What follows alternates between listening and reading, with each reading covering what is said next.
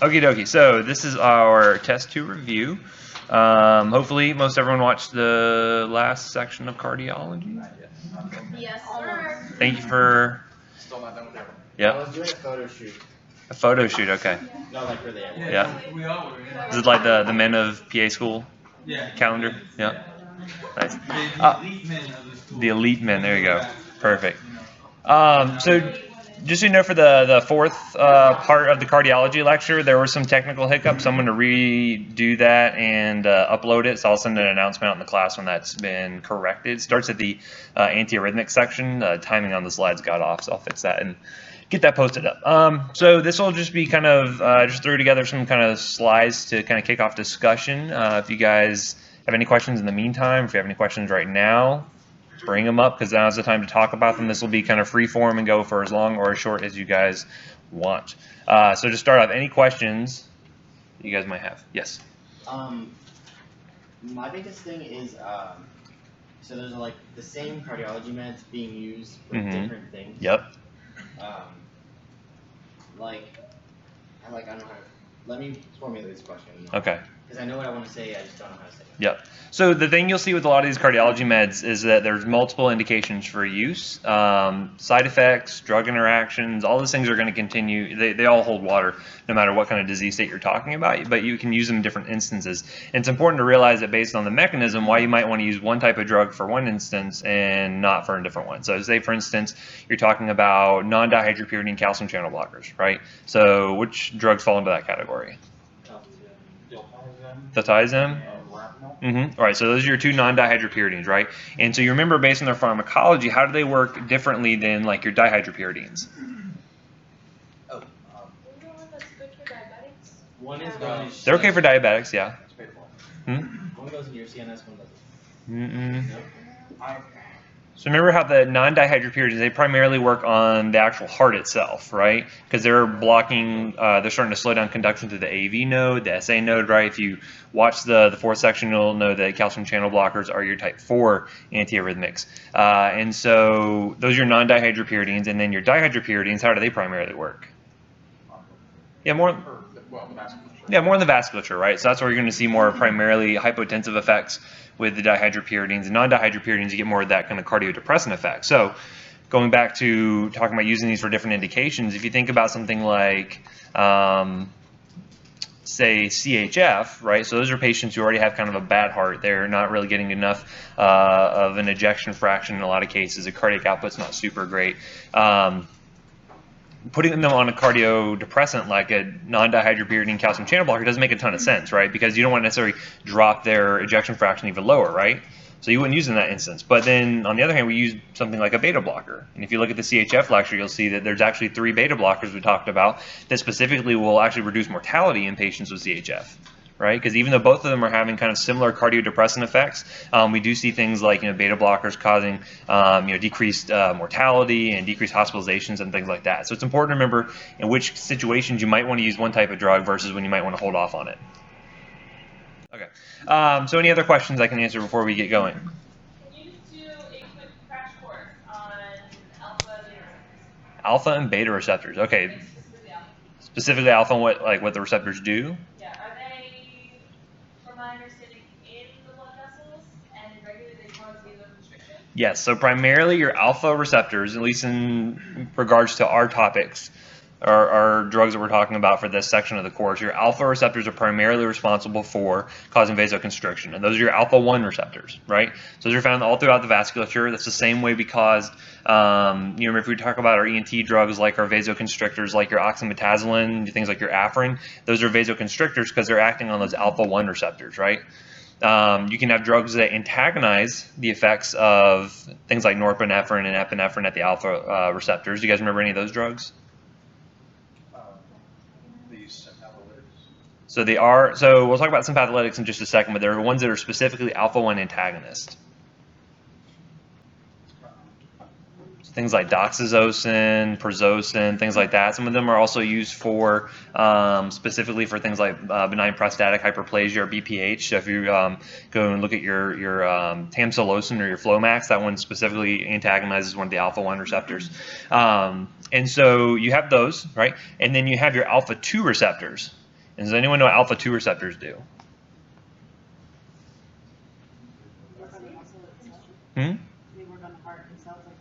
No, those are where your beta 2 receptors are, that are primarily in the heart.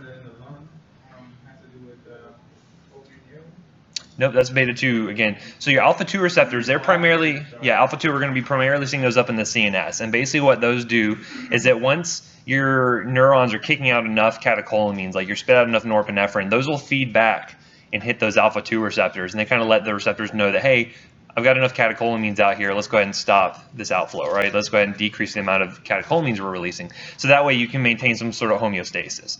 So if we can give drugs that will agonize or activate those alpha 2 receptors already, that will do the same thing and decrease the amount of sympathetic outflow we have. So those would be things like your clonidine, your guanfacine. Those are all very good for activating those alpha 2 receptors, and they decrease the amount of catecholamines coming out, which means both your betas and your alphas get less activation peripherally because not as much is being kicked out of the CNS, right?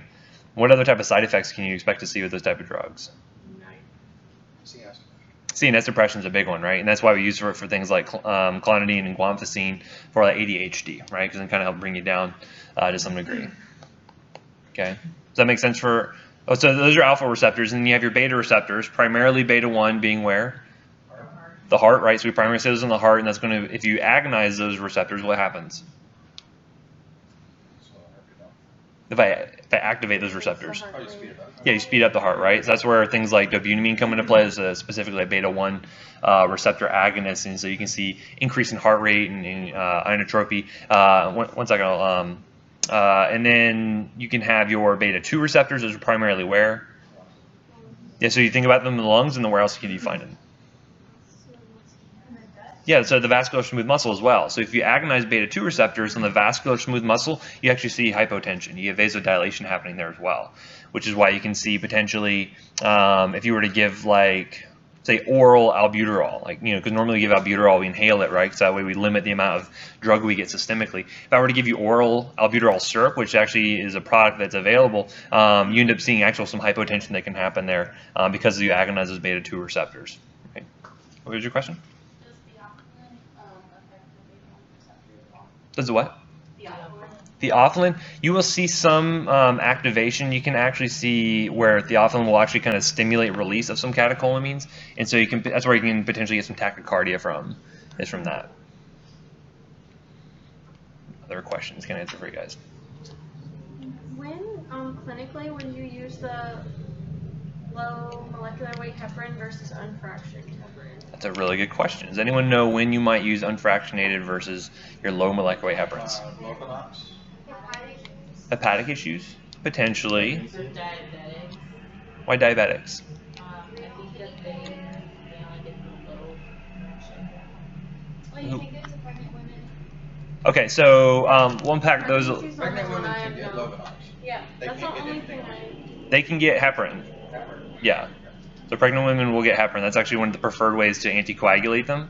Lovenox is another potential. So okay, so the big differences between unfractionated heparin and low molecular weight heparin, we kind of were touching on it, is that low molecular weight heparins are typically eliminated how? Through what organ? Kidneys or liver?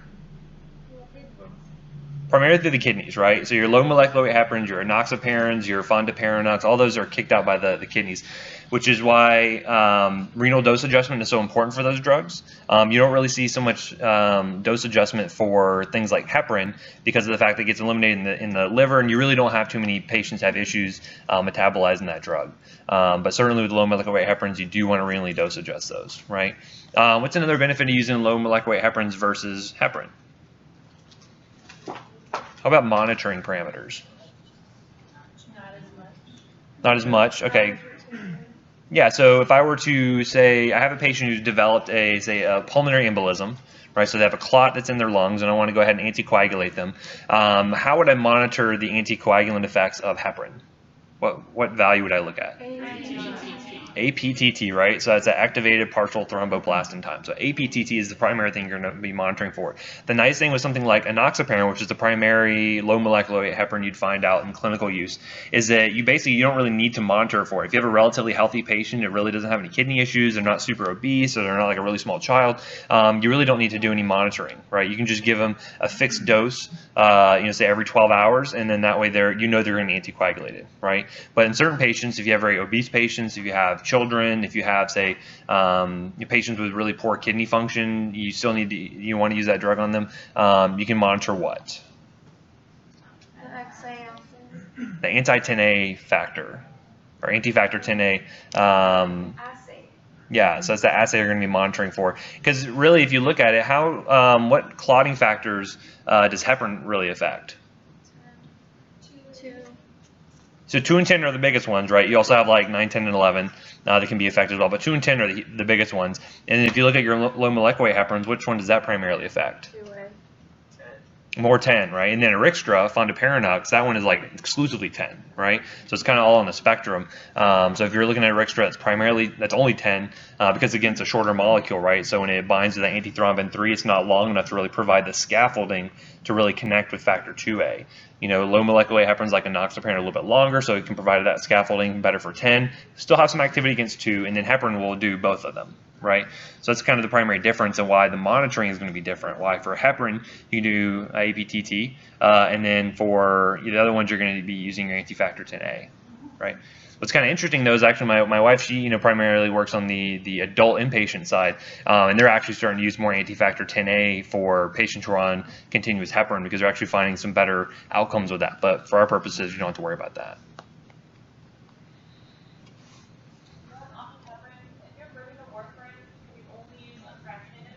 No, you can use any of the heparins if you're bridging a patient over to warfarin. Yeah. What would you like to know about clotting factors? Everything about clotting factors. Holy cow! There's quite a bit about clotting factors, right? So, too big. First off, where do the clotting factors get produced? The liver. The liver, right? Okay, so that's why you can see if patients have a really, really bad liver function, what value do you see increase? What clotting value do you see increase? Yeah, you see the INR increase, right? That's actually something we see somewhat frequently with really bad acetaminophen overdoses or Tylenol overdoses. You'll see their LFT start to rise, but the way that they're really, really sick is when you see their INR start to go up, because that tells you the liver's not producing any clotting factors at that point, right? So clotting factors primarily going to be produced in the liver, right? What vitamin is really important for that? Vitamin K, right? So phytonadione or vitamin K, that's really important clotting, or really important cofactor to help with the production of those factors there. So a lot of them are produced in the liver, and then you have kind of your extrinsic pathway and you have your intrinsic pathway. When does your extrinsic pathway get activated?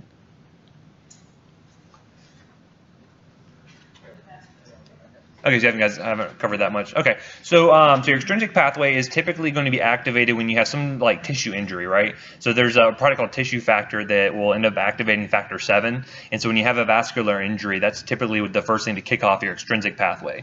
Your intrinsic pathway is going to be more just dependent on things like von Willebrand's factor and different things like that can activate it, and so that's where you saw a lot of those factors getting kicked off, and you saw kind of the interaction with platelets and tissue injury causing the whole cascade effect, and then how it's kind of a recursive kind of way of activating, and it causes these cascades where factor 2 goes back and it starts to activate these other factors, so you get a big cascade and you get a lot of clotting happening all at the same time, right? Because typically when you have a vascular injury or something where you need to clot, like you want to clot really fast all at once and then get rid of it when the injury is over with, right? So anyway, some of the big factors that we'll talk about, we already mentioned 10. 10 is really important because that's responsible for helping to activate factor 2. It's really hard to do it all in memory without seeing the picture. And then you have factor 2, which is really responsible for kicking off the activation of fibrin, right? And fibrin is really, really important because that's what's forming the actual clot itself, right? Because your platelets are activating, they're all sticking together, but the fibrin kind of is the cement that holds everything together. And factor 2A is super useful for that. And the other name for 2A is thrombin, right? Yeah, thrombin. So factor 2A, thrombin activates the conversion of the fibrinogen over to fibrin, right? And then what ends up clearing that fibrin when you're done with it?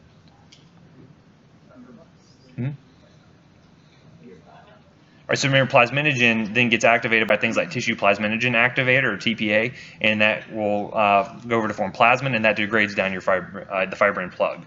So that's where a lot of the fibrinolytics come in, things like TPA, things like T-encase, tenecteplase, those all come in, and that's where you can use those as your major clot busters when you have something like a massive PE or you have an acute coronary syndrome.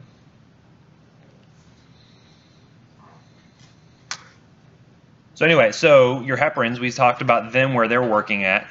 And if you look at it, you know, we certainly said factor 2 and 10 are being affected, but they're also affecting things like 9, 10, and 11. So those will have a bigger effect on the intrinsic pathway. And so that's why you see APTT being more affected by that. With factor 7 being more responsible for the extrinsic pathway, that's going to be more of your PTINR where you're going to see that. Right. So with warfarin being a vitamin K antagonist, that's where you see them mainly affecting like 2, 7, 9, and 10, and that's going to be getting more of your extrinsic pathway, and that's why PTINR is primarily affected. Okay. And then when you get into your heparins, because those are primarily your low molecular weight heparins and Rixtra, that's why you're primarily getting just factor 10 activity, and that's why anti-factor 10A is a better thing to look at there, because you're really not having as much effect on the intrinsic pathway. I'm not really understanding why intrinsic you monitor with APTT and extrinsic you monitor with PT. So I certainly wouldn't claim to be an expert on how the actual labs are performed, but basically the way that the assays are done and the way that they're testing, because basically these tests are a measure of time it takes to cause a clot to occur, right? And so the longer that is, the more anticoagulant effect that you're kind of showing. And so just based on the factors that it's affecting, the way that whatever lab whatever reagents they're using to test that, it's primarily testing one versus the other, right? So that's why you can use different things to monitor for those different factor interactions. That makes sense. Clear as mud, right? Yep. I read a thing today online that says teaching college courses is kind of like doing a really advanced version of Dora the Explorer, where I ask you guys a question and then I wait a few minutes for a silence, and then you go ahead and give the answer anyway. So that was pretty applicable. Okay, what other questions can I answer? So I understand that there's short versus long nitrates. Mm-hmm. But in what situation would you use a long acting nitrate as like a topical? Because if we're not going to have like lower variability, less absorbed. So yeah, so good point. So your long-acting nitrates, which are which drugs? The transdermal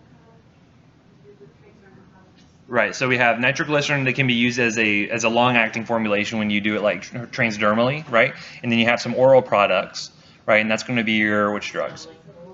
Isosorbide, mononitrate, and dinitrate. Those are longer acting drugs that you take orally that can be systemically absorbed. And so you're absolutely right. So nitroglycerin has a pretty poor half-life, right? That's why it gets degraded very easily. If you imagine, trinitroglycerin, TNT, it's pretty volatile substance, right? So the same thing happens with regular nitroglycerin, and that's why we will give it underneath the tongue, so that way it can be absorbed, doesn't get destroyed by the GI tract and whatnot. But when you do it transdermally, the nice thing is you're kind of forming a nice depot kind of effect, right? Where you have a big reservoir of drug at the site of the skin that will slowly get absorbed over time, right? That's that passive diffusion we've kind of talked about previously when we talked about derm, right? So you have a big reservoir of drug that gets absorbed over time and will provide you with hours of relief, basically, right? So either the patch or the transdermal ointment that we'll see being used, right? And what's one of the big things to counsel patients on when you're talking about topical nitroglycerin products? Yeah, so use the card so you don't touch it, because what could happen? Yeah, so I've seen like nurses and stuff who are, they'll have a patient coming for chest pain, they'll put it on, and then all of a sudden they're complaining of headaches. Actually, some of the gloves, they have to make sure they're using acetonitrile gloves, otherwise it'll absorb through that, and then they'll have a bunch of hypotension and headaches from that. The other thing to remember is tachyphylaxis, right? So 12 on, 12 off. Why do we do that? Because your system doesn't respond to the dosage. Right, so over a period of time, you're going to lose those kind of cofactors and those mechanisms to allow the drug to be effective in the first place. So even if after 12 hours I kept slapping on more and more nitroglycerin, you're not going to see any increase in effect of the drug, right? So you need that kind of nitro-free period to allow them to kind of replenish those cofactors. And kind of what time period do you want them to usually have the nitro-free period? At nighttime, right? Because they're asleep, they're not really moving around, shouldn't really have a whole lot of exertional effects going on at that time, right? Perfect. Did that answer your question? Well, but then what type of patient is describing this over? So it depends just on how the patients tolerate it and kind of how they respond to it, because all your patients are snowflakes to some degree. And so typically you're if you're treating anginal symptoms and you're treating for control of anginal symptoms, right? Because you want to prevent them from having exertional angina. You want them to be able to have more exercise tolerance, right? So primarily you start with what type of drugs? Well, so they have a rescue. So this is kind of like asthma, where you have rescue medications and you have controller medications, right? So they always will have a sublingual nitro, right? That's your rescue medication. That's what they should take immediately if they're having anginal symptoms. And then you have your long-acting ones. But primarily, what type of drugs would you start first? Yeah, so a beta blocker is a really good one, especially if you remember, where does it provide mortality benefits? CHF, right? If those have those 3 particular beta blockers, which are what?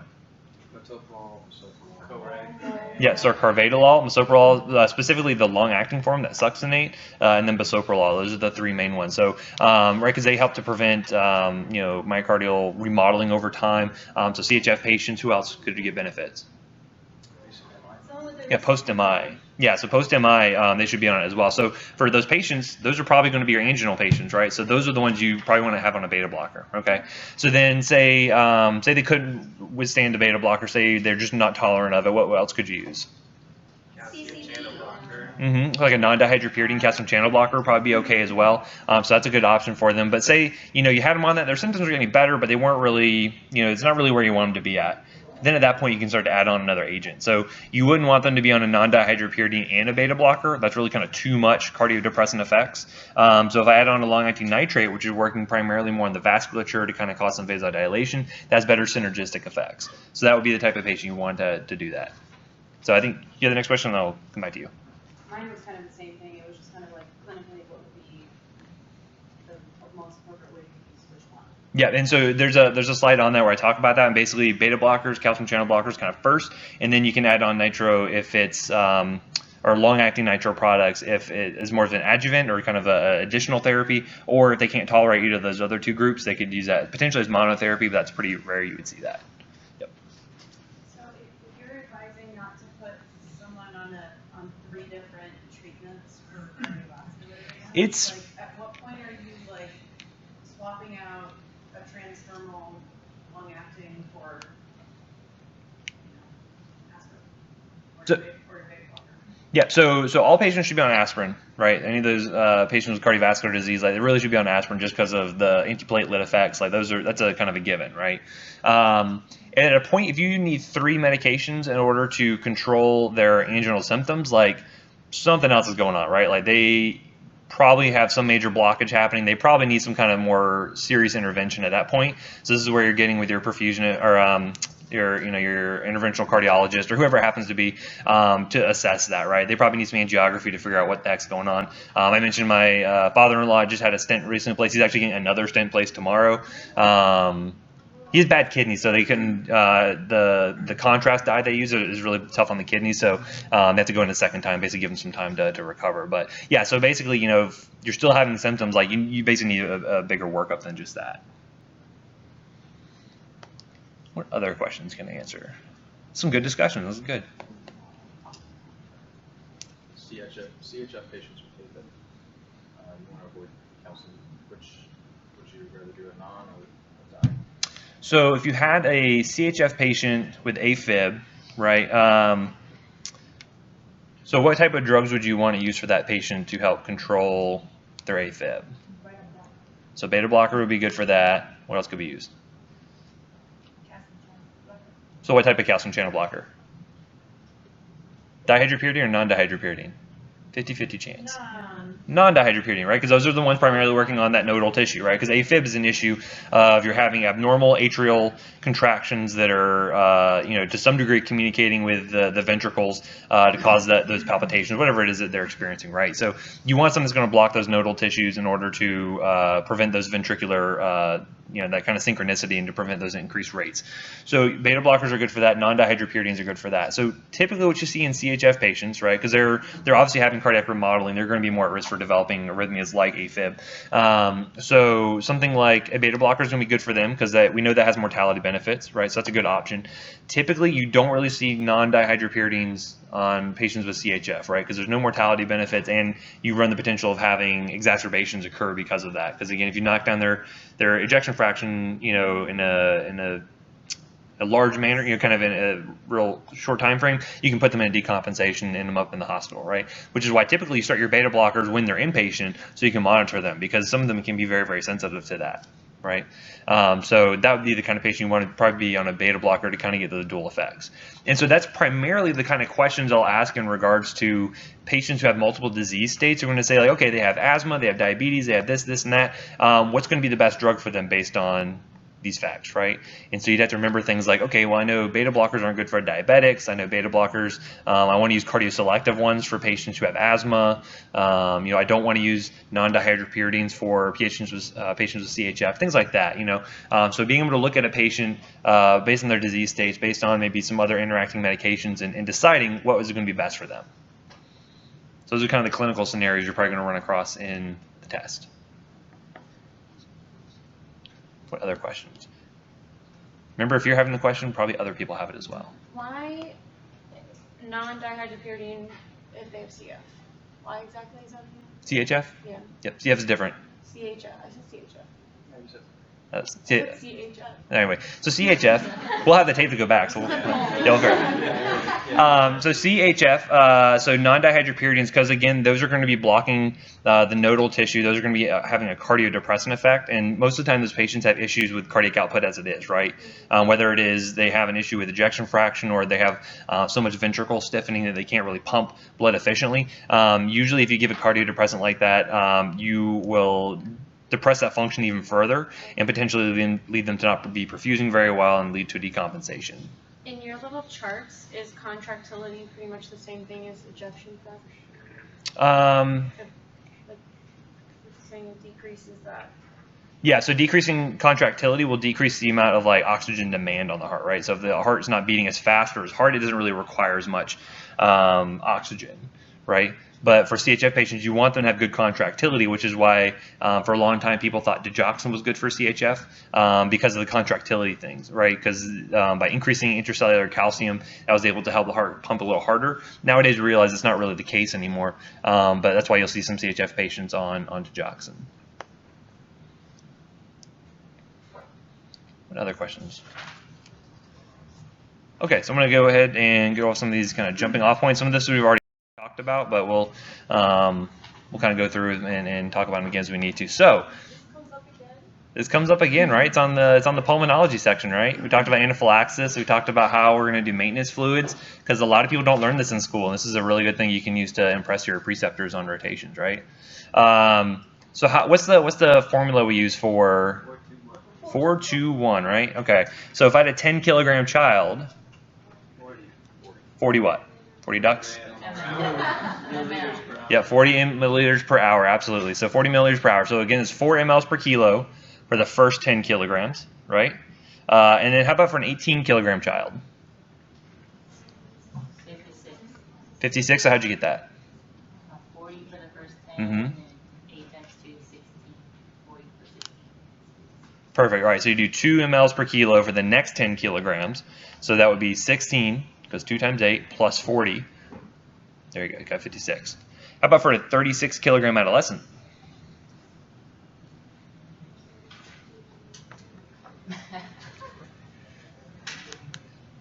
You're allowed 1 abacus on the test, so. Do these slides have the answers? We'll talk about them, so it'll be on the record. Okay, so think about it through. So for the first 10 kilograms, how much is that person going to get? 40 mLs per hour. For the next 10, they're going to get what?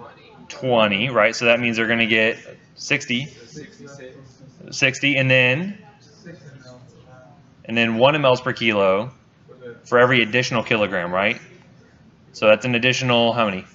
16. So 16 plus 60, 76 mLs an hour, right? Perfect. Practice with it. Just make up random numbers and do it. You know, when we're doing this for, you know, when verifying orders for peds patients, like you just do this in your head so frequently that like it just comes across as second nature. So just practice a little bit and you'll see how easy it is. Just know for the first 20 kilograms at 60 mLs an hour, and then you can just add on 1 per kilo after that. So for example, a 60 or 70 kilogram adult, how much would they get? 110, right? So we have 40 for the first 10. We have 20 for the next one, right? So that means 60, and then we have an additional 50 we need to add on to that. Get 110 mLs an hour. Make sense? How about for a 100 kilogram adult? Yeah, right. You just add on another 30 to that, right? So pretty simple. Shouldn't need too intensive of algebra to figure these out. So again, as long as you have some scratch paper, you should be good to go. So at least have one of those on the test. Okay. Let's say we have a patient with endocarditis. We have him all topped up on his maintenance fluids currently. And so we have a 64-year-old male. He's being treated empirically for an infective endocarditis with vancomycin 1 gram every 12 hours for the past 72 hours. And clinically, he appears like he's doing pretty well. Okay, and then you have these culture results that come back, and it says, okay, he's growing some viridin streptococci. That was the blood cultures we pulled. He's penicillin susceptible, ceftriaxone susceptible, vancomycin susceptible, and linezolid susceptible. You guys remember all these drugs? Yeah, probably. Yeah, of course. How would you change a patient's regimen? What would you do? Stay the same. Stay the same? Why wouldn't you just leave it? Why would I leave it? Because you can go to a lesser. Streamlining therapy. I like that idea. Absolutely. So this is typically what happens when you have these patients who you draw blood cultures on, or whatever type of culture you do. You start with empiric therapy, right? So we go with vancomycin, which is a very broad spectrum antibiotic. And then once we have a better idea of what it is, and we have the exact culture here, we have the results back, we can start to streamline therapy down to the most narrow spectrum we can. So in this case, what do you think would be the most narrow spectrum? Penicillin, absolutely. So you go with penicillin in this case, right? As long as they're not allergic, right? And then it have to be like a legit allergy. Otherwise, something like ceftriaxone might be a good option. If they couldn't receive that, certainly vancomycin. So it's not wrong to leave them on vancomycin, but you want to streamline as best you can because that's good for resistance in the future, right? So you need to think about every other patient you're going to have to treat for endocarditis in the future. They could be affected by this. I'm a little short on understanding what you mean by susceptible. Sure. So essentially when you get culture results back, they're kind of described as either being susceptible, they're intermediate, or they're resistant. Right, so that's basically what they do, and they have the bacteria cultured out. They'll put those either like a disc diffusion, or they'll put like a little disc of the antibiotic into the culture, and they see kind of how far out the zone of inhibition is, right? So they can see how far the antibiotic's inhibiting that. They have some other ways they do it as well, but essentially you'll get one of those 3 results back. And so if it's intermediate or resistant, it's no good, right? It's not going to be, your chances of actually killing that bacteria with that antibiotic are not good enough, right? You want things to be susceptible. So in this case, because we have a bug, which is pan-susceptible, which is just another way of saying that it's susceptible to everything, you can streamline down to the most narrow spectrum you can. So if you ever hear pan-susceptible, that's what that term refers to. Yeah. Got it. Does that make sense for everyone? Perfect. Okay. Moving on. Okay, so looking at our ANTILIPEMICS or our cholesterol medications, what do you think would be the most appropriate treatment for the following patients? So let's say we have a 27-year-old pregnant female with an LDL of 165 milligrams per deciliter. Statin? 27, exercise, lifestyle. Oh, exercise, lifestyle. She's pregnant. What's she going to do? My pregnant wife did not want to walk around. She did not want to do that. So what drug of choice would be good for a pregnant lady? Can't do statins, right? Those are teratogenic. It's a lawsuit waiting to happen.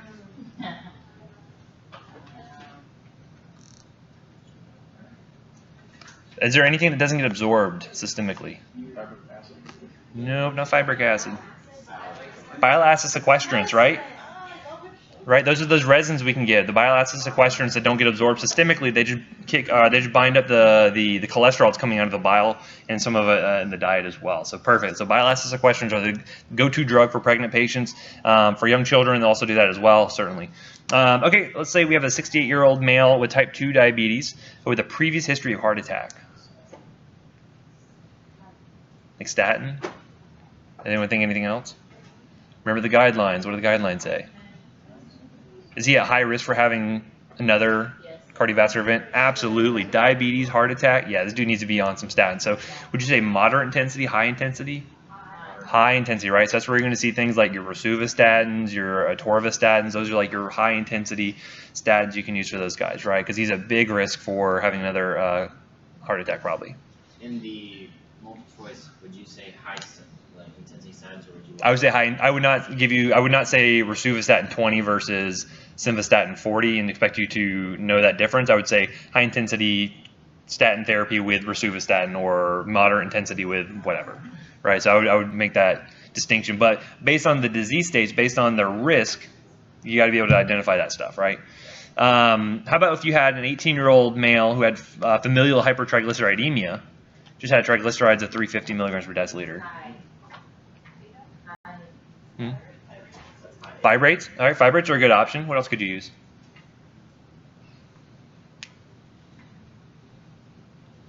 Niacin's another good one, right? So niacin and fibrates are good for dropping your triglycerides. Probably fibrates would be the first one you go with in that circumstance. What's a pretty common side effect of niacin you'd want to be worried about?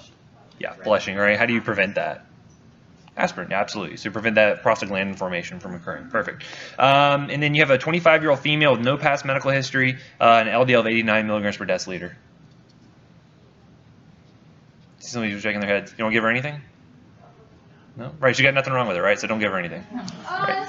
I wouldn't put a trick question like that on the test, but I won't do that. But just for these illustrative purposes, right? Not everyone needs a drug. Would you give us normal ranges?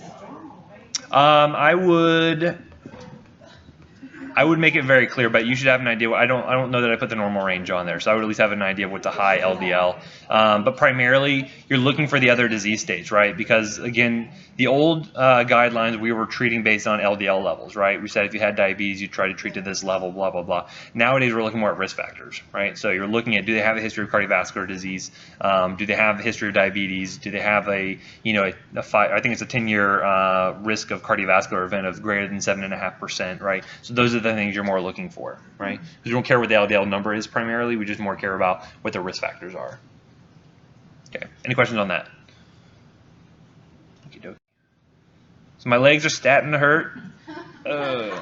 Pretty funny. Okay.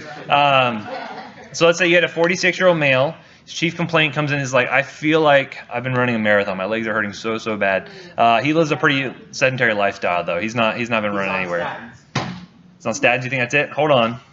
Let's get through this. Okay.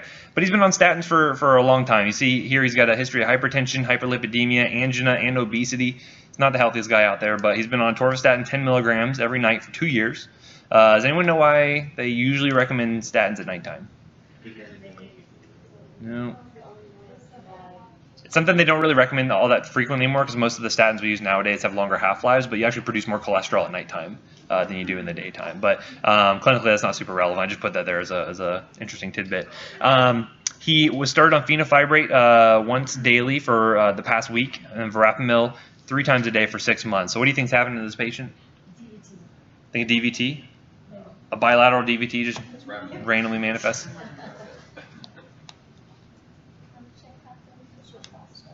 What are you thinking?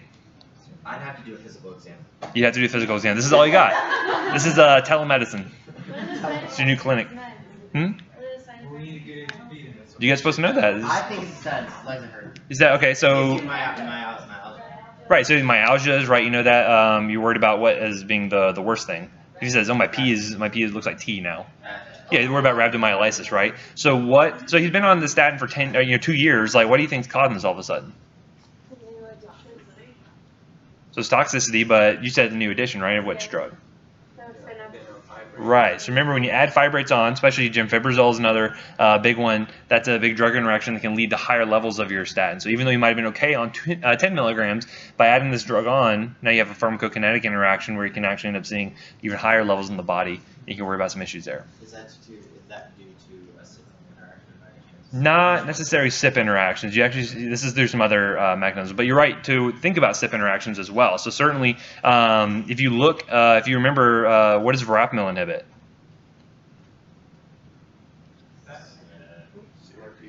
CYP3A4, right? So even though he's been on the verapamil for 6 months, he might not have had any issues with it, right? So, you know, atorvastatin 10 milligrams is not like an extremely high dose. So even though he might have had that interaction going on, you might not have actually had any issues from it, right? But then when you add on another interacting medication, now it's tipped him over the edge. Now he's having these myopathies, right? So think about things, you know, obviously someone probably shouldn't have put him on verapamil in the first place. Probably something else we could have put him on. But again, sometimes you have these weird medication profiles when they come in. I just have a question. Maybe I'm confusing the administration of another drug, but you had mentioned just now that statins should be at night. What drug were you talking about in reference to you should take 1 hour, or you should take when you eat? Oh, Because so cholesterol is the highest.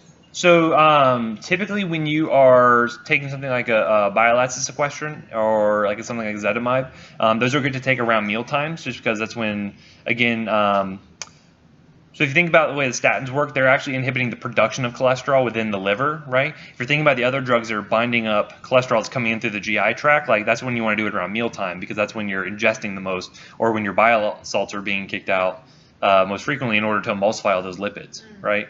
So something like a bile acid sequestration probably want to do around mealtime versus something like a statin, we would say, you know, back when we had shorter acting ones like simvastatins, more frequently recommended at nighttime. That's when your liver is actually producing the most cholesterol. Okay. And then bile acids are the ones you need to worry about with like vitamins as well. Mm-hmm. Okay. Yeah, iron, calcium, all those things can be bound up. Certain antibiotics can be bound up. So that's one where you want to take the interacting medications either 1 hour before or like 2 to 4 hours after the interacting and the sequestration. Statins, do you have to worry about which one is it fibrates or statins? Where you have to worry about the protein binding for other vitamins as well? It's more with like something like warfarin where you can get some anticoagulant effects. I think fibrate's probably a little bit more in that standpoint, but clinically you don't run into those too frequently. Yeah. This might be going off of what you want to do, but Do you know what you want to do? I have a question. Oh, okay. Okay. The patient doesn't know. That's funny. But so atorvastatin was given first, then a fibrate was added. Do you then have the statin and keep the fibrate? Mm-hmm. But then also, if they're already experiencing myotoxicity, you have to completely DC the statin. What do you guys think? Do you think yes? Taper down. Taper down? So they can tolerate.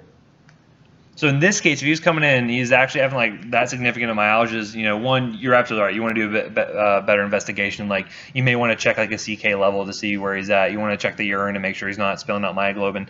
Chances are you probably would want to discontinue both the fibrate and the atorvastatin in the meantime until he kind of gets back to baseline, and then you can consider you know, modifying the atorvastatin dose or something, or using a non-interacting medication, right? So it depends on how severe it is. If it's like, oh, I'm a little bit more sore than usual, and you find this kind of interaction, then you may just take the fibrate off and leave him where he was, right?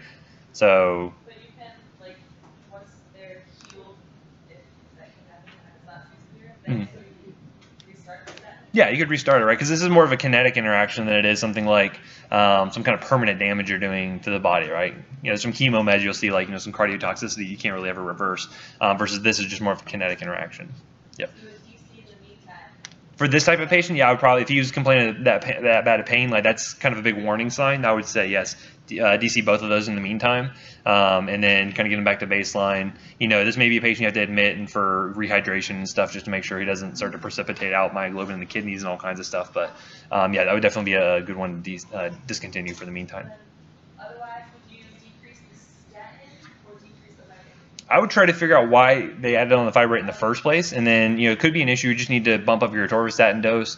You know, if it's an issue where it's like triglycerides are still high, you know, again, the new guidelines are kind of not really focusing so much on the triglycerides. You know, maybe niacin might be a better option for them in that situation. You know, so you have to kind of take the whole patient into account. You only get these little snippets to work with for this purpose. So to build off the question, so if you're going to stop and kind of let the patient recover, you don't put them on anything?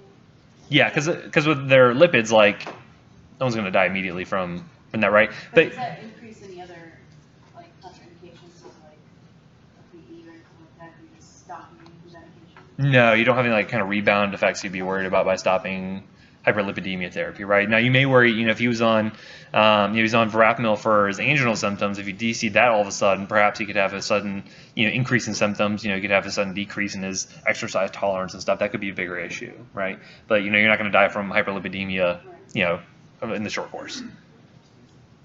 That makes sense for everyone? All right. He's not exercising Right. He's probably not getting around too much anyway. Okay. Okay, so which medications can cause the following electrolyte shifts? Now we're going to diuretics and some other antihypertensives. Okay, so hyperkalemia. What are some meds that can cause hyperkalemia? Thiazides? Why do you guys keep thinking hyperkalemia from thiazides? Yeah, hypokalemia is thiazides. What can cause hyperkalemia? This is really important for your kidney patients. You can kill someone like this. No. No, that's not. Aldosterone antagonist, right? So it would be examples of that. Don't know. Aldactone or spironolactone, absolutely. What's the alternative to spironolactone in that same class? Yeah, you do it because it causes less gynecomastia than spironolactone does. The plurilinone or Inspra, it's the big one there. Okay, so good. So aldosterone antagonist. What other diuretics could potentially cause hyperkalemia? Are there any that particularly spare potassium by any means? Like Sparing. Yeah. oh, potassium sparing diuretics. You're right, absolutely right. You guys are good. Which ones fall in that category?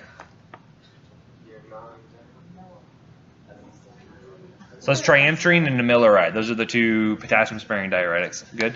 How about any other drugs that can cause hyperkalemia? What else would affect potassium like that? Eating too many potassium pills. Yep, eating too many potassium pills, right? Banana overdose could also cause it. Yep. Any other drugs? Did you say aldosterone antagonist? We already said aldosterone antagonist, yep.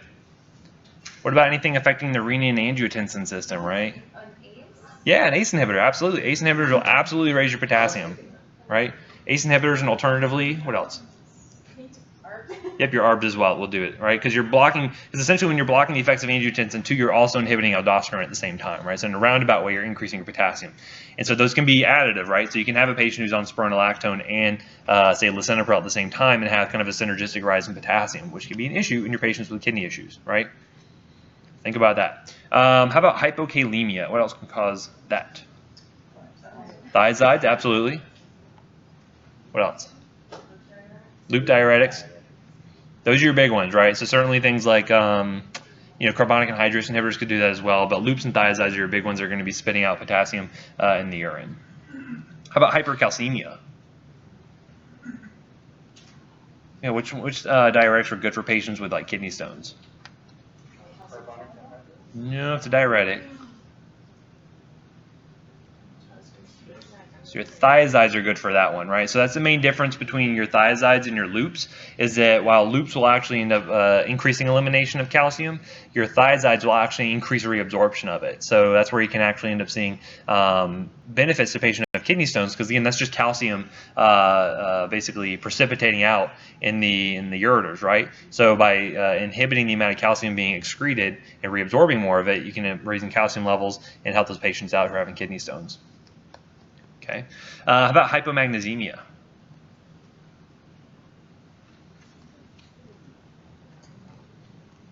So very similar to the potassium, so your loops and thiazides will do this as well. A lot of diuretics will cause hypomagnesemia. So that's oftentimes the thing that people forget to check as well. People will frequently check a potassium and look for that, but if you're looking at like a basic metabolic panel, frequently magnesium is not reported on those. So it's always good to check the magnesium just to make sure they're not low, because that can affect cardiac function, it can affect nerve function, it can affect lots of different things. So always think about magnesium. Any questions on that? All right, so which drugs cause the following in overdose? Let's say you have a really sad patient, so they want to overdose on their medications. What could cause hypotension and bradycardia? It's a Viagra? Yes. Probably not Viagra. Vasodilation. Cause of vasodilation, but if you cause vasodilation, what does your heart want to do? It wants to compensate, and it does that by how? By getting tachycardic. So you wouldn't see that, no. Beta blockers, absolutely. Beta blockers could do this. So hypotension, bradycardia could certainly happen from that, right? Because you're depressing cardiac function, and you're going to see some effects on potentially the vasculature as well as kind of a secondary effect. So definitely see that with your beta blockers. Anything else? Anything that blocks calcium that could do this? Oh, what kind? The diazepam, For D1. Yeah, so your non-dihydropyridine, so diltiazem and verapamil can both cause hypotension and bradycardia. Same thing, they're very similar as the beta blockers. Anything else that could do that? Anything that maybe works up in the CNS? You were talking about earlier.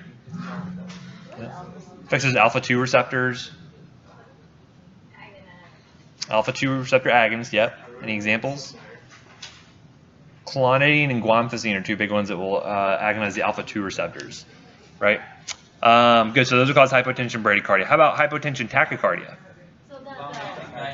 Yep, so nitrate, especially if you mix it with sildenafil. Yeah. Now, normally with like normal therapeutic doses of sildenafil, you really shouldn't experience that much hypotension. It's when you mix it with something like a nitrate that you see issues with, right? So that's why if you had a cardiac patient who all of a sudden was complaining of chest pain, that's a good question to ask them. You know, say, hey, are you taking any are you taking any erectile dysfunction medications to make sure there's no interactions there, right? Anything else can cause hypotension, tachycardia?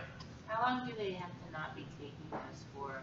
It depends on the drug, right? So typically those erectile dysfunction meds you're going to be taking on an as-needed basis, and so some of them have longer half-lives than others. So think about like tadalafil or Levitra. That one has a much longer half-life, so that's the one they basically take on Friday and they're good the whole weekend, versus something like sildenafil. I mean, that's basically why they formulate it that way. But then you have something like sildenafil or Viagra is more maybe a 24-hour period, right? We'll talk more about that in the urology section coming up. Anything else? If you want to hear some awkward conversations, is that one, and then the all of the birth control stuff that I get to talk about, like I'm an expert on that or something. But anywho, that'll be fun when we get to that. Anything else causing hypotension, tachycardia? Calcium channel blockers? Is that what you're saying? Robitussin. A Robitussin? You said because it has a pro-serotonergic. Yeah, but you see more like hypertensive kind of effects when you see that. We're talking about specifically cardiovascular medications, though.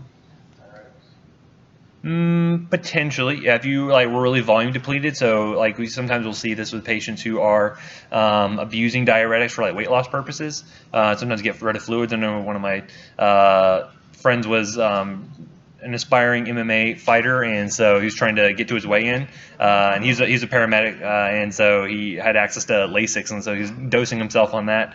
I didn't say he's a very smart friend, but he was very tachycardic and hypotensive when it's getting down to well below what his normal weight is. So yeah, absolutely. Anything else? So your dihydropyridine is the other big one, right? Because those are primarily work on the vasculature. Anytime you're causing vasodilation, you're expecting to see the heart try to catch up as a means of, as kind of a reflex. And then also your alpha-1 antagonists, so things like your doxazosin, prazosin, minoxidil, hydralazine, any of those direct vasodilators, those all fall in that category as well. Anything that cause tachycardia, hypertension? Epi, yeah, certainly epi would do that. Dopamine, you can see that. Not ADP receptors. What about, how about withdrawal from anything?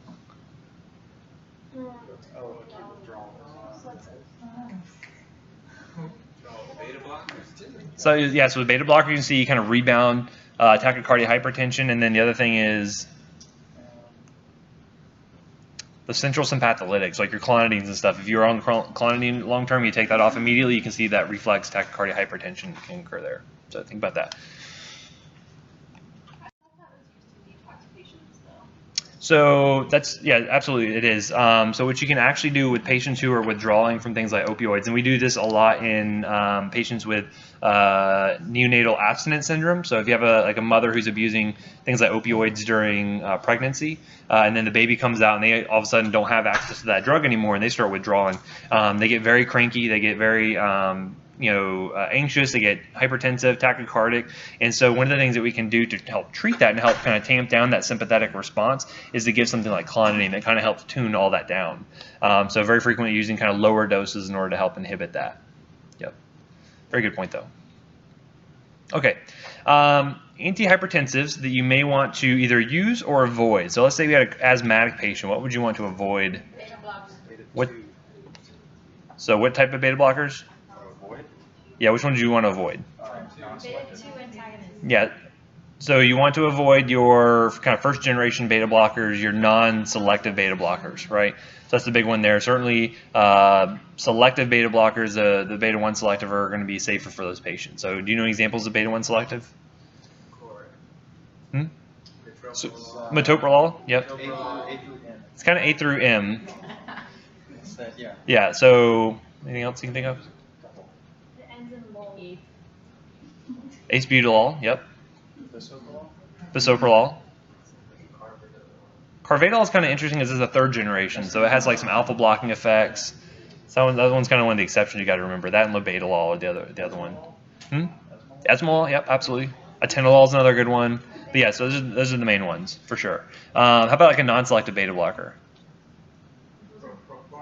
Yeah, propranolol is a good one. Nadolol is another good one. Yeah, so anything kind of the N through Z I consider to be non-selective for the most part. Okay, how about a patient with a history of PSVT? It's paroxysmal supraventricular tachycardia. Which one to use? Yeah, so what would you potentially use in order to help prevent SVT from happening again? Think a beta blocker? Okay, good. Why? Well, that lowers heart rate. Well, lowers heart rate, but it blocks that nodal tissue, right? So that's the thing you're worried about. So you guys, when you have SVT, that's basically a signal coming from the atria, conducting down to the ventricles. You get very, very fast heart rates.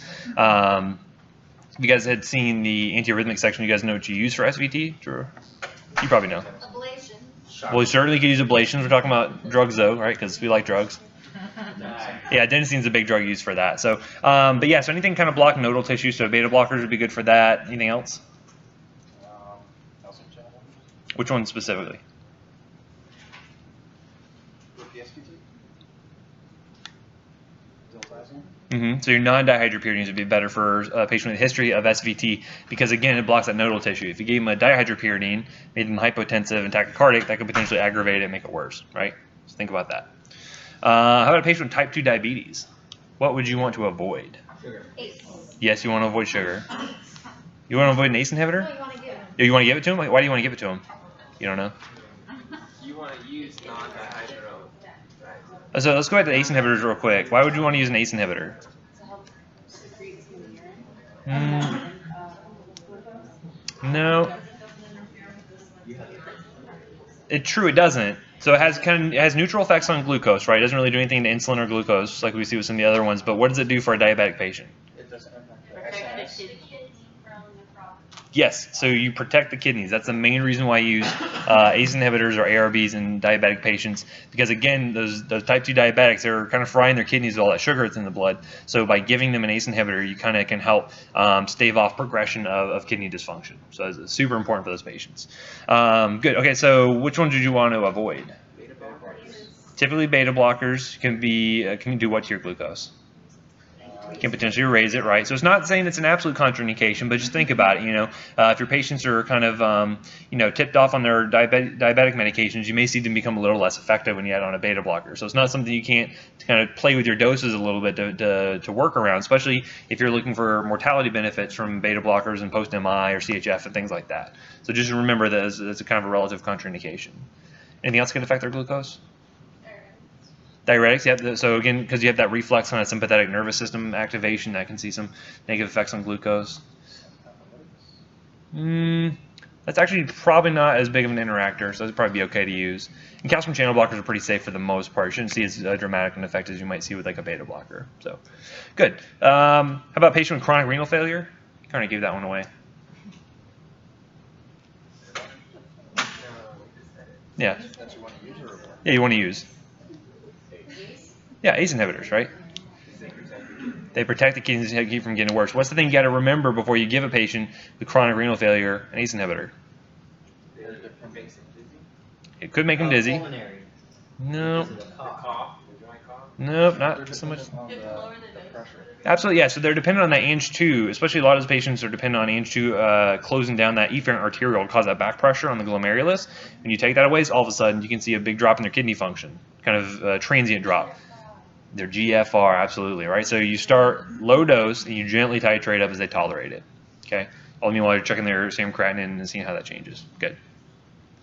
How about a patient with a history of heart block? What would you avoid? Calcium channel blocker. What type?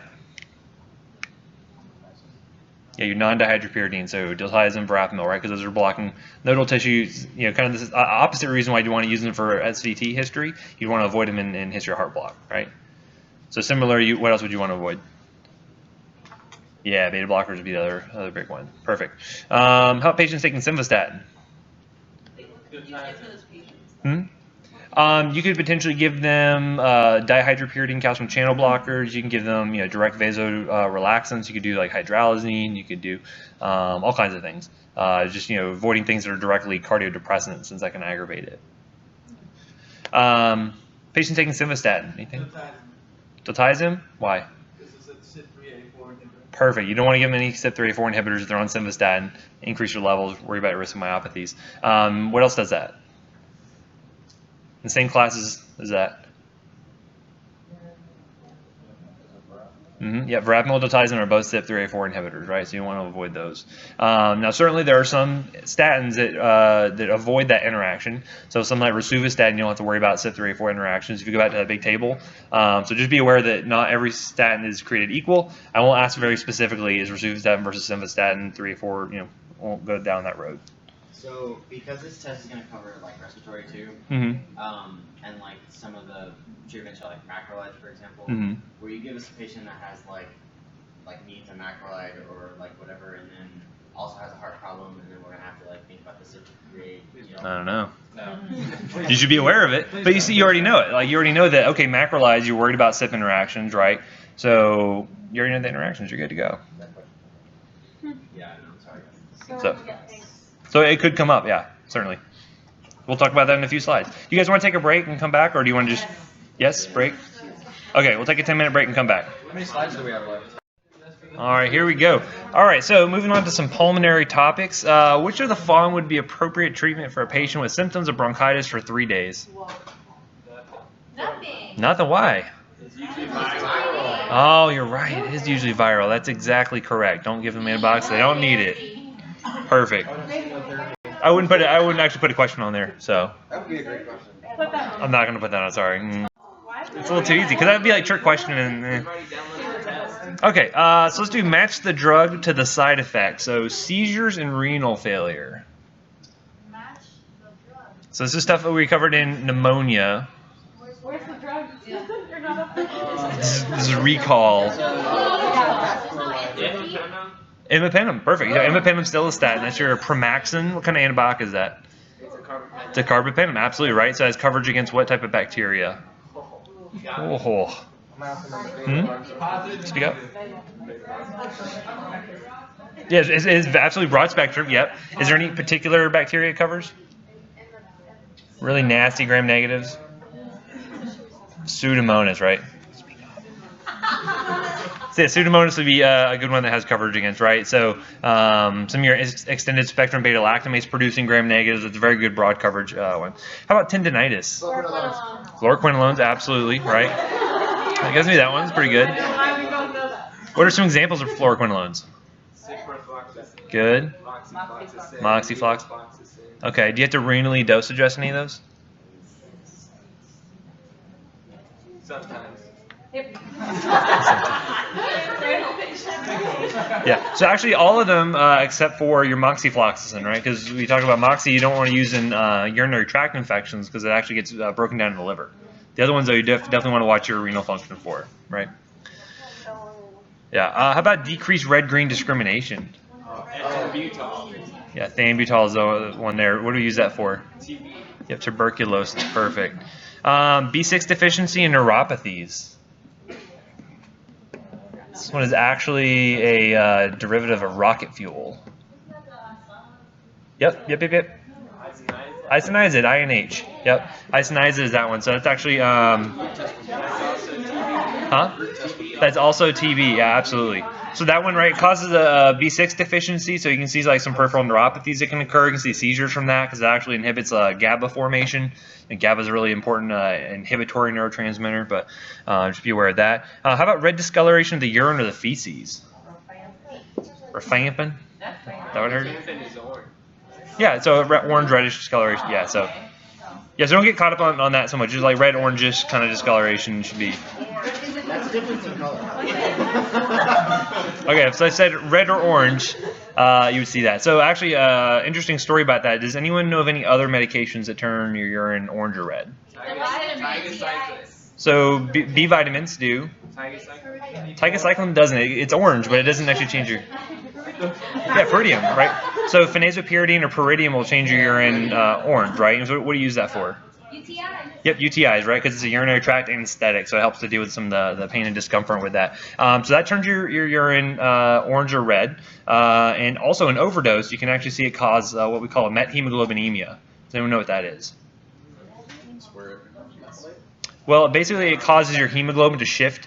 Someone actually ends up oxidizing that iron, and what you end up seeing is your hemoglobin wants to carry, normally carries oxygen around, right? That's what hemoglobin should do. Instead it carries water, so it actually makes you end up looking like a Smurf. So you get very cyanotic, even though you're still are probably transporting enough oxygen around. So anyway, so the thing you give to a blue patient who has hemoglobinemia is called a drug called methylene blue, which is a dye you give them. It's a very dark blue. So it's interesting that I had a patient who overdosed on pyridium or phenazopyridine, so we had a Foley in her, and she had orange urine coming out, and then we gave her the methylene blue to fix the hemoglobinemia. All of a sudden, purple urine comes out because the two colors are actually mixing. It was pretty cool. Anyway. Okay. Anyway, so just interesting point. Okay, so continuing on, ototoxicity and nephrotoxicity. What drugs used for pulmonary infections? Vanco. Yep. What else? Yeah, aminoglycosides like gentamicin. Heard it. What else? Tobramycin. Anything else? Amikacin. Yep, those are your three aminoglycosides. Perfect. How about QTC prolongation? Fluoroquinolones. Yep, those will do it. What? Anything else? Macrolides as well. Absolutely. So good to remember that. How about CYP3A4 inhibition? Macrolides. We already talked about that. And then how about CYP3A4 induction? What's induction? You're inducing CYP3A4. Oh. So you make them kill off more drugs. Yep, right. So you're metabolizing more drugs. You're lowering drug levels. Vanco? Nope. That was confident. It turns your urine red. Rifampin, right? Rifampin is a big CYP3A4 inducer, right? So that's going to be important when you come up against, especially what else do you use rifampin for besides just for TB? You mentioned it somewhere else in the cardiac section. Endocarditis, right? So that's where you use it for endocarditis. And do you remember when you initiate rifampin in that period? Did you do it first, last? Why last? Least well tolerated? No. Because you're getting a little punchy. So we do it last because you end up seeing rapid resistance develop towards it, especially a lot of the gram-positives are growing in that vegetation, so you add it last. So you do like your Vanco and gentamicin first, and then potentially add on your rifampin as the last one. Good. Okay, how would you monitor the following drugs? So looking at our anticoagulants, how about warfarin? What would you monitor? Good, so PT, INR, right? Why do we use INR instead of looking at just the PT itself? Because it's something every lab uses it. It's international. Because it's international, you can compare, stuff from Europe to America. No, because every lab, like the PT measurement, will be slightly different. So by using that, every reagent will come with the ISI, the International Standardizing Ratio or Index or whatever it is. They'll multiply that by it, and you get the INR basically. So you can measure INRs from different hospitals, and you get the same basic results there. Good. So INR, what's a typical therapeutic INR for a patient? 2-3. Not just over 2, right? Because then you can be like, oh, it's 9. Bleeding out their ears. Right, so 2 to 3, right? Is there anyone that might need a little bit higher level? Yeah, so mechanical heart valves, it might need like 2.5 to 3.5. There's some other rare cases, but that's the main one. But most of your patients will end up being 2 or 3, right? What's a big interaction you have to worry about with warfarin? At least food-wise. Green leafy vegetables such as? Kale, spinach, there's some big ones, right? So again, do you have to tell your patients never to eat that food? No, what do you have to tell them? You don't have to be sparingly, you just have to be consistent, right? Because you can dose around what their diet is. So like when I did my first ambulatory rotation in Palaca, Florida, right? That's where I'm from originally. Guess what they eat a lot of? Mustard greens, kale, spinach, all the stuff that grew out in their gardens. So they eat a ton of that stuff, right? So you could dose around that. They just had to be consistent with what they're eating, because otherwise, if they stopped eating it all of a sudden, guess what the INR would do? It would increase, right? Because they're not ingesting as much vitamin K, so the liver doesn't have as much to work with, right? Versus if you were to take a person who didn't eat any green leafy vegetables, and all of a sudden they're like, I'm going to go on this super awesome diet, I'm going to eat kale 3 times a day. What do you think their INR would do? Go down, right? Because now they have more vitamin K. Perfect. All right, so heparin, what would I measure with? APTT, perfect. What's a big concern to have? Say I'm like dosing a patient on a heparin. They came in with say a DVT. I'm dosing them on that, and then all of a sudden, like 5 to 10 days in, all of a sudden their platelets drop by half. What am I worried about? Good. So HIT, thrombocytes, a heparin-induced thrombocytopenia, right? And again, that's more of an immune reaction, right? So what do I do in that situation? What should I do with that patient? Yeah, so you take them off of the heparin, right, and then you switch them over to something like a Gatroban, something like a direct thrombin inhibitor. That way, then eventually you get them bridged over to warfarin, right? And so you end up taking them off of that for a while. And then, is there anything I could give them heparin-wise, like a derivative of heparin that would be safe? Not low molecular weight heparins. What was the other one we talked about? Unfractionated heparin is heparin, so you can. Fondaparinux. Was you want to set a Rixtra? Because again, that one's a very short chain, so that one you could potentially use in patients with a history of HIT. So just know that's a possibility.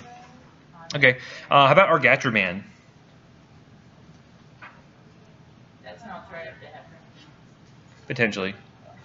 This one you would actually do APTT as well. So right, and when we're dosing patients on heparin or argatroban, you're usually dosing to an APTT ratio. So typically, like say 2.5 to 3 times normal, or say 1.5 to 2, whatever. Usually most hospitals have like a protocol that you're dosing based on. We'll give them a big bolus up front, and then you'll give them a maintenance infusion, and based on their APTT results, you basically adjust on that. So it's nice because you don't have to like memorize a lot of that stuff. A lot of the guidelines will just kind of show you how to adjust your dose. Enoxaparin. No, right? Because that one doesn't really affect factor 2 as much. It's more affecting factor 10. So what would you measure? Oh, the assay? That anti-factor 10A, right? So that's one that is specifically measuring the activity of factor 10. So that would be the one you want to measure with enoxaparin. Because for those patients who are on enoxaparin, their APTT might be normal, right? Even though they're on therapeutic doses. So how about aspirin? Yeah, you don't have to monitor for it, right? So it doesn't really, it's just really affecting strictly your platelet function, and so that isn't, there's really no good test to test for that you do routinely. Yep, so fondaparinux, because it's a very short, it's just that pentasaccharide chain, and so it only has activity against factor 10. Because it's so short, it's less immunogenic, so you have very low risk of cross-reactivity with patients with HIT. So in some cases, they have a history of HIT, then you could potentially use a Rixtra instead. Yeah, so with your low molecular weight heparins, you don't routinely have to monitor, right? So that's one kind of the benefit of those drugs, is because I can give them a fixed dose. So say if I have a 100-kilogram patient with a DVT, I can give him 100 milligrams of enoxaparin twice a day, and I know that's probably going to work for him, right? Now, on the other hand, if it's a 300-kilogram patient, that person is going to have some altered pharmacokinetics, so they just have so much adipose tissue that I would have to do some anti-10A monitoring just to make sure I get them in the right level, right? Good. Okay, so let's say we have a patient with CHF, 64-year-old female, has got a history of CHF, past MI, angina, asthma, type 2 diabetes. Yeah, you've probably seen this patient once or twice. So what medications do you think she should be on for control of her anginal symptoms? Okay, so again, and aspirin's not necessarily... beta blocker. Right, so again, that's not going to be necessarily affecting her symptoms, but it will be preventing her from having, hopefully, any kind of issues as far as coronary events in the future. So certainly she should be on that, but for specifically control over anginal symptoms, what's good for her? Nitro. You want to do nitro? So short-acting nitro for acute chest pain, right? But for control of symptoms, right? I want to prevent symptoms from occurring. Non-dihydropyridine? So why might she not be a great candidate for that? What should she be on instead, I guess I should say. She's not contraindicated from receiving it necessarily, except for just the history of CHF, right? So typically you don't want to put non-dihydropyridines on patients with CHF. But what could I use instead?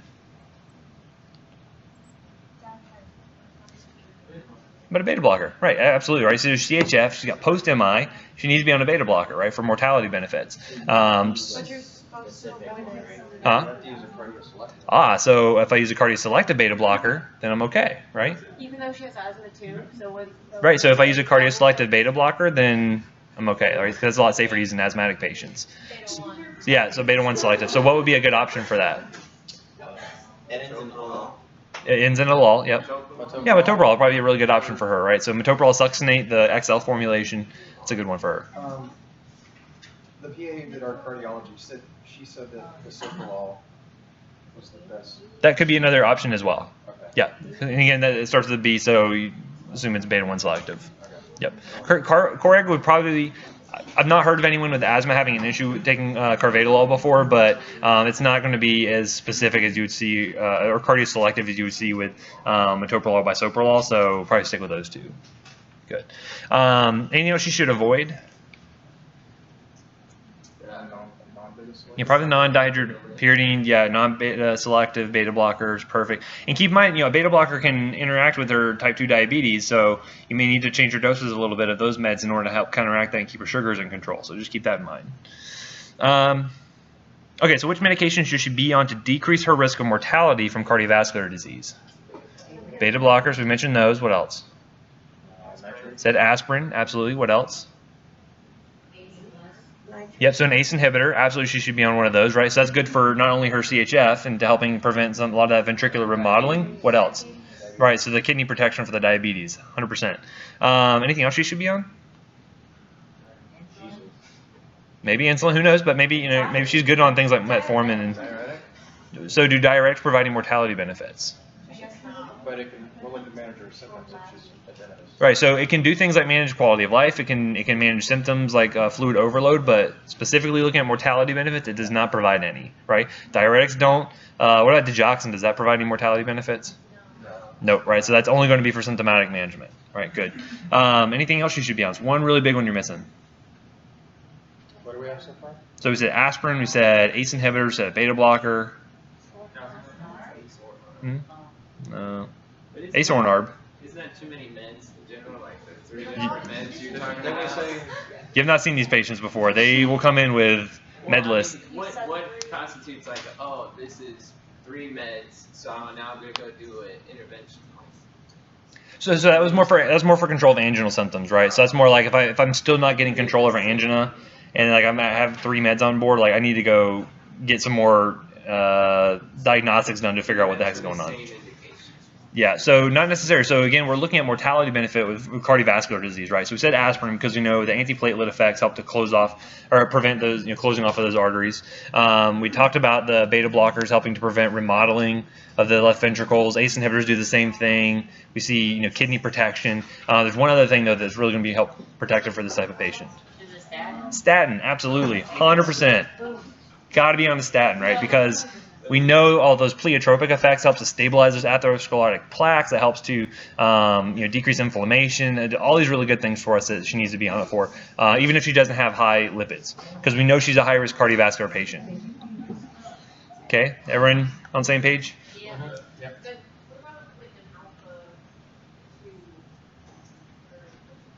That could be fine if she needed like further control of her blood pressure or something. Something like clonidine could be useful. But usually by the time they're on an ACE inhibitor and they're on a beta blocker, they're on all these other meds as well. Like hopefully the hypertension's controlled, but you never know with some of these patients. There's one other thing we missed. It's a type of diuretic that could potentially provide mortality benefits if she has stage 3 or 4 heart failure. Nope. We got so many classes to go. Potassium sparing. Nope. Aldosterone antagonist, spironolactone, pleuronone are the two that if you have stage 3 or 4 heart failure, you can use. But remember, you got to watch their potassium and their kidney function. You don't want to give it to them if they're too high. It is potassium sparing, but it's not really the same thing. So just keep that in mind. Okay. So again, just remember, this is a good slide to remember because you can look at comorbidities and see what kind of preferred therapies are, what alternatives are, and what should be avoided. So I won't go over this since we kind of talked about a lot of those points, but just remember to review that. Okay, so what are some important patient counseling points for the following medication? How about inhaled corticosteroids? A lot of them you don't do spacers because a lot of them are dry powder inhalers, so you couldn't necessarily do that. Why switch and spit or switch and swallow? Yeah, so thrush, candidiasis, yeah, so you want to avoid that because you get that kind of local immunocompromisation there. We already mentioned the nitroglycerin patch. What's the key point there?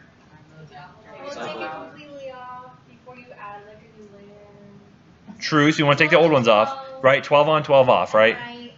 Right, exactly. So remember that. How about nitroglycerin tablets? Yep, so good, tell them not to swallow it. Perfect. Anything else? You could do the spray. So this is another one where, like, older patients, you know, especially if they're kind of frugal and money's kind of tight, they don't want to get rid of things typically. So really, yeah, like 3 to 6 months. Like if it's too old, it'll break down because things like that they just are very volatile. So keep them in the same container. Don't put them in your pill minder because again, moisture and light can get to it. Any important drug interactions we already mentioned with nitroglycerin? Phosphodiesterase inhibitors, erectile dysfunction meds. Yep. So Viagra, sildenafil, tadalafil, all that good stuff. What's the interaction there? If I take both of those at the same time, what could happen? It's a little extreme. Could be. Before you get to death, what could happen? Hypotension. Yep, absolutely. I have a question. Yes. Back on the slide, so I don't remember if it was in here where we talked about you give the sublingual nitro. How many times do you do it until you progress to something else? I think you wait. And then you do it again, and you wait. Yep. So the old way it used to be, and I don't want to if they say something else in a different class, that's obviously what they're going to test you on. But what the current recommendations are, as I know them to be, is the onset of chest symptoms or chest pain, you take a dose of nitro, you wait 5 minutes. If you still have chest pains, call EMS. In the meantime, you're still dosing yourself every 5 minutes as long as you're still having chest pain. Okay. Before, I used to do like 3 doses, and if you still hadn't had relief of symptoms, then you would call 911. But they were seeing mortality issues with that, obviously, because time is tissue. You're having a true MI, so it's taking too long. So is 3 usually like how much is too much? Well, something with their. Well, think about the half-life of the nitroglycerin is very short, so that's the reason why you keep dosing every 5 minutes. It's not because you're dose stacking to get your levels up. You're basically the drug's kind of wearing off at that time period, so you're kind of redosing to make sure your levels are staying somewhat high. Because if you think about the way they dose nitroglycerin IV, it's a continuous infusion, right? Because the half-life is so short. Okay. Yep. Good question though. Okay. So say you had a patient who's coming in, say they were taking their nitro, turns out they're having a STEMI, and you don't have a cath lab available, say you're out in the panhandle of Florida, they just don't have access to anything. And so which of the following do you think would be a contraindication for use of fibrinolytic agents, right? Those are clot busters with acute MI. So again, we don't use these a ton, to be honest, because again, cath labs have been shown to be much safer, much less risk of things like intracranial hemorrhage and all kinds of bad stuff. Good. So okay. So let's just look at this real quick. So a patient with blood pressure 198 over 120. That'd be a contraindication, or are you okay to give it? Contraindication for a On the fibrinolytic? bottom, I mean, it's easier for them to call it Pregnant and hypertensive. Yes, you don't want to give it to them if they're hypertensive, right? So if this is, would be like hypertensive urgency, emergency kind of levels. You can give them doses of antihypertensives to try to drop that down, but if it doesn't control it, you can't give it to them. And again, you're going to be looking at a big checklist of contraindications prior to ever giving a fibrinolytic. You're probably going to see these more frequently being used for ischemic strokes than you will for MIs, just because we don't have as good of a interventional. I guess an intervention for ischemic strokes as we do for MIs and whatnot. But just keep these in mind. Pregnant patients, do you want to give it to them? Nope, don't do that. Patient with concurrent aortic dissection. Nope, yep, they'll definitely bleed out and die. It's not good. Patient with a brain tumor. Nope, yeah, any kind of active intracranial process, you don't want to do it. How about a shellfish allergy? It's not a CT, so. That's okay, huh? Yeah, so no, so that would be okay to receive that, right? Because some of these are recombinant products, some of them are proteins that you may get allergies to if you had to have recurrent administration. But for this one, shellfish allergy is not going to be germane to this discussion. How about history of GI bleed 3 years ago, secondary to use of warfarin? No. So it's a much shorter time frame, so something like 3 months or whatever it happens to be. You want to avoid that, yeah. So again, remember your. So serious GI bleed in the last 3 months. So just remember key points of this slide. Obviously, if anything is increasing their risk of bleeding, you probably don't want to give them a fibrinolytic because it will increase their risk for bleeding. So don't do that. Okay, and then match the mechanism with the drug class. So it inhibits potassium channels to prolong. I guess. Well, have you guys looked at the antiarrhythmics yet? Beta blockers? Okay, so we'll look at this. I'll talk about it right now, but just take notes on it, and then when we re-upload the thing so you can actually hear me talk about it, and then you guys will be... When are you gonna do that? The antiarrhythmics? Yeah. Or redo the video. I'm doing it tonight. Okay. Yeah, since I just found out about it. So, okay, so inhibits potassium channels to prolong refractoriness. That's going to be your class 3 antiarrhythmics. That's going to include things like amiodarone, dofetilide. Those are some of your bigger ones that you'll see doing that. So those are going to be good for a lot of like ventricular arrhythmias. Nowadays, things like amiodarone are kind of one of your go-to drugs for VTAC and VFib. So you see that used very commonly during like ACLS. Or advanced cardiac life support. You know, it used to be a lidocaine you could use sometimes, but nowadays amiodarone is your go-to. So then blocks beta receptors. Beta blockers? Beta blockers, right? That's going to be your class 2 antiarrhythmics. Okay. And then looking at inhibit sodium channels, you're going to see that there's 3 types of those. There's going to be class 1A, 1B, and 1C. And so they're all going to have a little bit of different affinity for the sodium channel. So it's important to kind of differentiate those and which ones fall into each category. Affinity for the open channel is going to be your class 1 antiarrhythmics. I remember that by PDQ. Pretty darn quick. So that's going to be procainamide, disopyramide, and quinidine fall in that category. Yep. Does anyone know what quinidine is related to? Huh? So it's so quinine used to be used for malaria treatment. You know where you see quinine nowadays? If you go out to the club, you guys don't do that because you're students. Yeah, you don't do that. So if you ever get a gin and tonic, you put under a black light, see it glow. Anyone ever seen that? You guys are definitely not going out to the club. No, I'm just kidding. So if you ever get a gin and tonic and you take it out to, it's a tonic water. If you take it out to like a black light, it'll actually end up glowing, and it's because of the quinine that's in the tonic water. So you can Google pictures of it. It's in the lecture. I put it in there. When you guys watch it, you'll see it. Okay, and then affinity for the inactivated channel is going to be your 1C antiarrhythmics. So again, we'll see that when you review the video. So please review the video before next week. Yeah. Oh, yeah. Please, please, please. Okay. How about activates the adenosine receptor? Adenosine? Huh?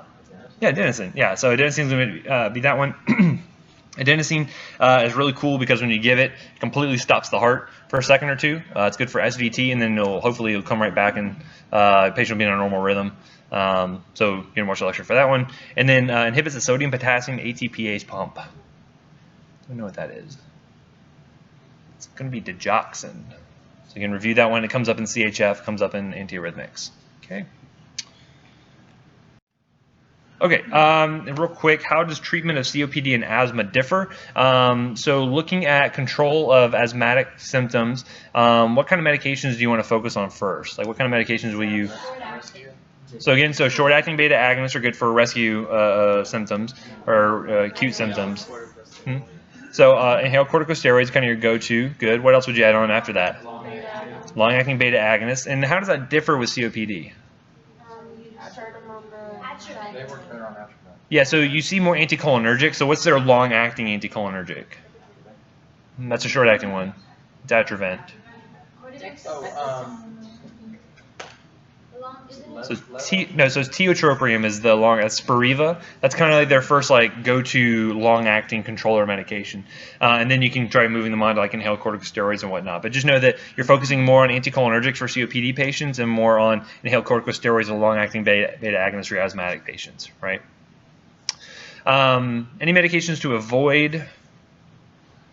Let's see. Certainly, yeah, non-selective beta blockers would be good ones to avoid. Remember if I was trying to get to any other points on this. Systemic corticosteroids? You always, yeah, so if you need to have short course systemic corticosteroids, those can be useful for acute exacerbations, but obviously you don't want to keep them on them for long term because lots of side effects associated with those. It's like an issue. And then how do the different smoking cessation aids help to increase chances of quitting? So what are some different smoking cessation aids? Chantix, okay, how does Chantix work? Take it when you're smoking. But mechanism, how does it work? Receptors so that it has a stronger affinity than nicotine does. Yeah, so it's a partial activator of those nicotinic receptors. So it's kind of like you have a little bit of activation, but not as much as the smoking would. So that's why you start Chantix 1 week before your actual quit date. So that way you have some time to kind of get used to the drug being around, and then hopefully you have less withdrawal symptoms because those receptors are still getting some activity. What other things can we use?